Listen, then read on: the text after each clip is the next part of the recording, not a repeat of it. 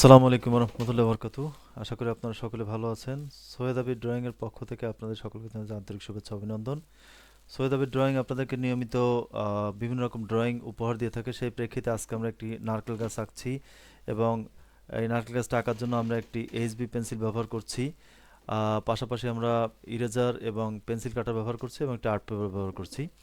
আমরা কিন্তু এখন পাতা অঙ্কন করছি একটি নারকেল গাছের। পাতাগুলোকে আমরা শ্যাডোয়িং করে নিচ্ছি। অর্থাৎ পাতাগুলোকে আমরা এবার একটু স্কেচ করে নিচ্ছি। পাতাগুলি আঁকলাম আমরা।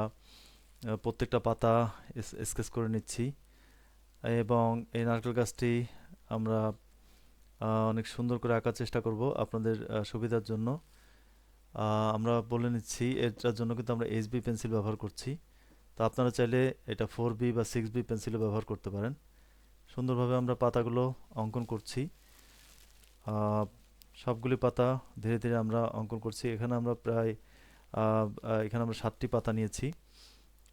আপনারা চাইলে কম বেশি করতে পারেন, এটা দেখার সৌন্দর্যের উপর ডিপেন্ড করে। এরপর আমরা এটাকে পুরো গাছটিকে আমরা একটু শেডিং করে নিচ্ছি।